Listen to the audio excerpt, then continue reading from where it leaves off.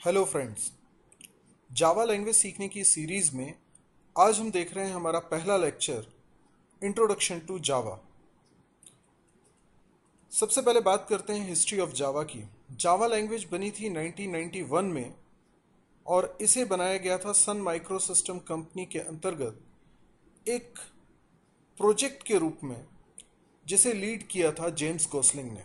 James Gosling और उनकी team ने मिलकर ये जावा लैंग्वेज बनाई थी। हालांकि शुरुआत में इस लैंग्वेज का नाम जावा नहीं सोचा गया था, बल्कि उसको रजिस्टर कराने का सोच रहे थे ओक नाम से, OAK। पर ओक नाम से पहले से कुछ रजिस्टर होने की वजह से जावा लैंग्वेज का नाम पड़ा। जावा एक कॉफ़ी की ब्रीड है, इसीलिए आप देखते हैं कि जावा के लोगो में भी कॉफ़ी का मग है जिसमें भाप निकल रही है। तो ये जावा एक्चुअल में कॉफ़ी की एक ब्रीड है। सन माइक्रो सिस्टम कंपनी बनी थी 1982 में और इस कंपनी को बनाने के लिए 4 लोगों ने मिलकर स्टार्टिंग करी थी।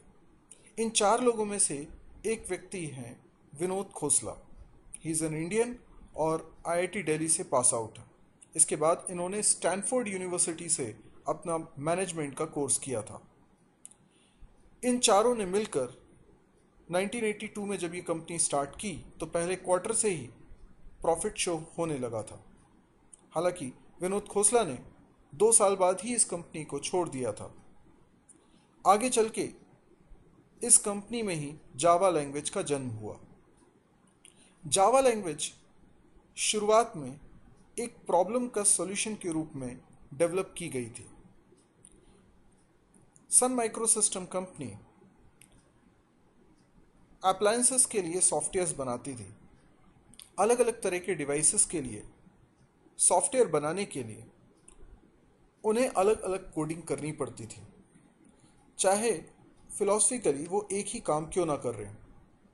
तो एक ही काम करने वाला प्रोग्राम सॉफ्टवेयर अगर उन्हें अलग अलग प्लेटफॉर्म पे चलाना होता था तो ये पॉसिबल नहीं हो पाता था। उन्हें अलग अलग प्रोग्राम्स लिखने होते थे, क्योंकि इससे पहले तक वो C या C++ लैंग्वेज में प्रोग्रामिंग करते थे। लेकिन लेटर ऑन उन्होंने रियलाइज़ किया कि इस एफर्ट्स को रिड्यूस किया जा सकता है यदि वो एक ऐसी लैंग्वेज बना लें जो प्लेटफॉर्म इंडिपेंडेंट लैंग्वेज हो। यानी मैं एक सॉफ्टवेयर बनाऊं और किसी भी प्लेटफॉर्म पे उसे रन करा सकूं। प्लेटफॉर्म क्या होता है? प्लेटफॉर्म वो एनवायरनमेंट है जिस पे कोई सॉफ्टवेयर रन करता है। फॉर एग्जाम्पल, हमारे कंप्यूटर में जो हम सॉफ्टवेयर रन कराते हैं वो इसलिए रन करा पाते हैं क्योंकि हमारे कंप्यूटर में एक सॉफ्टवेयर है ऑपरेटिंग सिस्टम। यह ऑपरेटिंग सिस्टम एक प्लेटफॉर्म का काम करता है उन सभी सॉफ्टवेयर्स के लिए जो हम अपने कंप्यूटर पर रन कराते हैं। बिना ऑपरेटिंग सिस्टम की सहायता से कोई भी प्रोग्राम हम अपने कंप्यूटर पर रन नहीं करा पाते। तो कोई भी प्रोग्राम अगर अलग अलग ऑपरेटिंग सिस्टम पे चल जाए तो उसे प्लेटफॉर्म इंडिपेंडेंट सॉफ्टवेयर बोलेंगे। जावा लैंग्वेज को इसी की फीचर के साथ बनाने के बारे में सोचा गया। हालांकि शुरुआती दौर में सन माइक्रो सिस्टम ने जिन प्रोजेक्ट्स को जावा में डेवलप किया था वो सक्सेसफुल नहीं हुए, लेकिन उसके बाद भी जावा लैंग्वेज बहुत पॉपुलर लैंग्वेज हुई। उसका शायद रीज़न ये रहा होगा कि एक इंटरनेशनल कॉन्फ्रेंस में जब जावा को शोकेस किया गया, जावा की खूबियों को बताया गया, तो इंटरनेशनल इंटरनेट कम्युनिटी ने ये रियलाइज़ किया कि जिस तरह की लैंग्वेज वो हमेशा से चाहते थे वो सारे फीचर्स इस जावा लैंग्वेज में है। तो जावा लैंग्वेज इतनी पॉपुलर उसकी मार्केटिंग की वजह से नहीं हुई, बल्कि इस तरह की लैंग्वेज की खासी ज़रूरत इंटरनेट कम्युनिटी को थी। ओरेकल कंपनी ने 2010 में सन माइक्रो सिस्टम को एक्वायर कर लिया, इसीलिए आज हम कहते हैं कि जावा ओरेकल का प्रोडक्ट है। जावा का एक स्लोगन है, जावा इज़ एवरीवेयर। ये स्लोगन बहुत ही बढ़िया भी है मार्केटिंग के लिहाज से भी, और ये सच भी है। क्यों सच है? क्योंकि हम अपने आसपास बहुत सारी चीज़ें देखते हैं जिसमें जावा के प्रोग्राम्स रन कर रहे हैं। फॉर एग्जाम्पल हम मोबाइल्स यूज़ करते हैं और ज़्यादातर मोबाइल्स में हम देखते हैं जावा के प्रोग्राम्स वर्क कर रहे हैं। आजकल हम एंड्रॉयड फ़ोन अगर यूज़ कर रहे हैं तो उसमें भी जावा के प्रोग्राम्स रन करते हैं। या हम इंटरनेट एक्सेस करते हैं, मनी ट्रांजैक्शन से रिलेटेड कोई काम करते हैं, तो डेफिनेटली वो जावा बेस्ड प्रोग्राम ही बिहाइंड द सीन चल रहा होता है। तो जावा का प्रोग्राम क्लाइंट मशीन पे भी चलता है, जावा का प्रोग्राम सर्वर मशीन पे भी चलता है, जावा का प्रोग्राम मोबाइल्स पे भी चलता है, एम्बेडेड डिवाइसेस पे भी चलता है, स्मार्टफोन्स पे भी चलता है, क्लाउड पे भी चलता है, यानी जावा इज एवरीवेयर। हम जो कोर्स यहाँ पर अभी पढ़ रहे हैं जावा में, उसे हम बोलते हैं कोर जावा।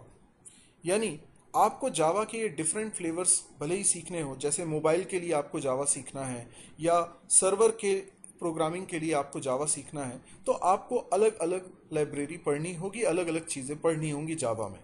लेकिन उन सब के बावजूद जो कॉमन फीचर है वो आप इस कोर जावा के सिलेबस में पढ़ लेंगे। तो जो हम लोग इस सिलेबस में पढ़ने वाले हैं वो सारे फीचर्स आप जावा के हर डोमेन की प्रोग्रामिंग में देखने वाले हैं। तो ये एक फ़ायदा भी होता है जावा के प्रोग्रामर को कि वो एक से दूसरे डोमेन में आसानी से स्विच कर सकता है, क्योंकि उसे वो सेम जावा लैंग्वेज में ही कोडिंग करनी होती है। जावा का प्रिंसिपल है एक बार लिखो और उसे किसी भी प्लेटफॉर्म पे रन करो। Write once, run anywhere. हम जानते हैं C language, C plus plus language में लाइब्रेरी का क्या मतलब था। जैसे मैं कहूँ कि सी लाइब्रेरी, तो सी लाइब्रेरी का मतलब होता है सी लैंग्वेज में प्री डिफाइंड फंक्शंस का जो कलेक्शन है, that is called C library. एक स्टैंडर्ड सी लाइब्रेरी होती है जो आपने यूज़ करी होगी, जिसमें प्रिंट एफ, स्कैन एफ जैसे फंक्शंस यूज़ करे होंगे। ऐसे ही सी प्लस प्लस लैंग्वेज की अपनी लाइब्रेरी है जिसमें कई सारी प्री डिफाइंड क्लासेस हैं। इसी तरीके से जावा की भी अपनी लाइब्रेरी है और इसमें भी कई सारी प्री डिफाइंड क्लासेस मौजूद हैं। किसी भी एडवांस लैंग्वेजेस में लाइब्रेरी जितनी मजबूत होती है, जितनी रिच होती है, प्रोग्रामर को प्रोग्रामिंग का एक्सपीरियंस उतना स्मूथ लगता है। जावा के कई सारे फ्लेवर्स मार्केट में हैं। हम 3 पॉपुलर फ्लेवर्स की बात करेंगे। जावा एसी, जिसको हम जावा स्टैंडर्ड एडिशन बोलते हैं या कोर जावा भी बोलते हैं। जावा एंटरप्राइज एडिशन, जिसको हम एडवांस जावा भी बोलते हैं। जावा माइक्रो एडिशन, जो मोबाइल प्रोग्रामिंग के लिए होता है, लेकिन ये एंड्रॉयड से अलग है। एंड्रॉयड के लिए आपको अलग सीखना होता है। इस तरह से और भी कई सारे फ्लेवर हैं। हम जो कोर्स कर रहे हैं उसको बोल रहे हैं हम जावा एसई, यानी स्टैंडर्ड एडिशन। जावा के अब तक कई सारे वर्जन्स मार्केट में लॉन्च हो चुके हैं और शुरुआती कमर्शियल वर्जन, भले ही जावा 91 में बनी थी, लेकिन जो कमर्शियल वर्जन पहला मार्केट में आया था वो 96 में आया था। आप देख सकते हैं इस स्लाइड में कि कई सारे वर्जन्स अभी तक मार्केट में आ चुके हैं और हर एक वर्जन में नंबर ऑफ क्लासेस लगातार बढ़ती गई हैं। अभी जावा का 8वां वर्जन चल रहा है, जावा 8 मार्केट में है। उससे पहले तक की लिस्ट यहाँ पर दिखाई जा रही है। जावा 7 में लगभग 4000 प्रीडिफाइंड क्लासेस स्टैंडर्ड जावा लाइब्रेरी में आपको प्रोवाइड की जाती हैं। इसका मतलब हमारे पास लगभग हर तरह का काम करने के लिए कोई ना कोई प्रीडिफाइंड क्लासेस हैं और उसके अंदर मौजूद बहुत सारे फंक्शंस हैं जिनका इस्तेमाल करके जो भी काम हमको करना होता है हम कर सकते हैं। तो जावा के प्रोग्रामर को ये रिच लाइब्रेरी का बहुत सपोर्ट मिलता है। जावा में एक कॉन्सेप्ट है पैकेजेस का। पैकेजेस का कॉन्सेप्ट कुछ यूं है कि जो रिलेटेड क्लासेस हैं, जो एक तरह का काम करने वाली क्लासेस हैं, हम उनको एक ग्रुप में रखते हैं और इस ग्रुप को हम पैकेज बोलते हैं। जावा के फीचर्स की बात करें तो जावा लैंग्वेज एक सिंपल लैंग्वेज है। जावा एक ऑब्जेक्ट ओरिएंटेड लैंग्वेज है, जैसे कि आपने सी प्लस प्लस पढ़ी, लेकिन जावा लगभग 100% ऑब्जेक्ट ओरिएंटेड लैंग्वेज है। यानी आपको यहाँ ऊप्स के प्रिंसिपल्स को अच्छी तरीके से इम्प्लीमेंट करना होगा। जावा एक डिस्ट्रीब्यूटेड लैंग्वेज है। इसमें जावा का प्रोग्राम एक से ज़्यादा मशीन पे भी रन कर सकता है। जावा का ऑब्जेक्ट्स हम एक मशीन से दूसरे मशीन पे डिस्ट्रीब्यूट कर सकते हैं। ऑनलाइन हम जावा एप्लीकेशंस रन कर सकते हैं। जावा इंटरप्रेटेड लैंग्वेज है रेदर देन कंपाइल्ड लैंग्वेज। जावा का प्रोग्राम इंटरप्रेटर के द्वारा रन होता है। जावा एक रोबस्ट लैंग्वेज है, जिसका मतलब ये है कि वो फॉल्ट टॉलरेंस का फीचर देती है। यानी जावा में बना प्रोग्राम हर तरह की सिचुएशन को हैंडल करने के लिए बना होता है। जावा एक सिक्योर लैंग्वेज है, इसलिए जो भी मनी ट्रांजैक्शन से रिलेटेड काम होते हैं वो जनरली जावा एप्लीकेशन के द्वारा कराए जाते हैं। जावा में ऐसे बहुत सारे फीचर्स हैं जिनके कारण हम जावा को एक सिक्योर लैंग्वेज बोलते हैं, जिसका एक उदाहरण मैं दे सकता हूँ। जैसे सी लैंग्वेज में हमारे पास ट्रेडिशनल स्टाइल के पॉइंटर्स हैं। पॉइंटर के द्वारा हम किसी भी मेमोरी लोकेशन को पॉइंट कर सकते हैं और उसको एक्सेस कर सकते हैं, उसमें डेटा चेंज भी कर सकते हैं। लेकिन जावा में उस तरह के पॉइंटर्स नहीं है। जावा में रेफरेंस वेरिएबल का कॉन्सेप्ट है जो इंटरनली भले ही पॉइंटर होता है, लेकिन ट्रेडिशनल पॉइंटर्स की तरह उसमें इतना फ्रीडम नहीं होता है कि हम किसी भी मेमोरी लोकेशन को, इनवैलिड मेमोरी लोकेशन को पॉइंट कर सकें। यानी यहाँ पर इनवैलिड मेमोरी लोकेशन, यानी जो मेमोरी लोकेशन प्रोग्राम को रिजर्व नहीं हुई है, उसको एक्सेस करना पॉसिबल नहीं होता। इसके अलावा जावा में जब ऑनलाइन एप्लीकेशंस चलाई जाती हैं तो जावा में डेटा को इनक्रिप्ट करके भी एक मशीन से दूसरी मशीन पे भेजा जाता है। जावा में ऐसे बहुत सारे फीचर्स हैं जिसके कारण हम बोलते हैं कि Java is more secure than any other language. Java एक पोर्टेबल लैंग्वेज है। हम इस जावा को किसी भी तरह की मशीन पे, किसी भी तरह के ऑपरेटिंग सिस्टम पे रन करा सकते हैं। जावा मल्टी थ्रेडेड है। ये थ्रेडिंग का जो कॉन्सेप्ट है ये सी प्लस प्लस में हमने नहीं देखा होगा, लेकिन जावा लैंग्वेज में ये थ्रेडिंग का कॉन्सेप्ट होता है। थ्रेडिंग का कॉन्सेप्ट क्या है? जिस तरीके से एक ऑपरेटिंग सिस्टम बहुत सारे प्रोग्राम्स को एक साथ रन करवा रहा होता है, जो कि एक तरह का इल्यूजन है, क्योंकि हमारे कंप्यूटर में अगर एक ही प्रोसेसर है तो बहुत सारे प्रोग्राम्स एक साथ कैसे एग्जीक्यूट हो सकते हैं। लेकिन ऑपरेटिंग सिस्टम उन सभी प्रोसेसेस को जो एक साथ रन कर रही हैं एक्चुअल में एक क्यू में खड़ा करता है और बारी बारी से थोड़ा थोड़ा टाइम प्रोसेसर का इन प्रोसेसेस को देता जाता है। लेकिन ये सब कुछ इतनी फास्ट होता है कि हमें ऐसा लगता है कि सारे प्रोग्राम्स एक साथ रन हो रहे हैं। हम कह सकते हैं कि ऑपरेटिंग सिस्टम ने एक एक प्रोग्राम को एक थ्रेड प्रोवाइड किया हुआ है।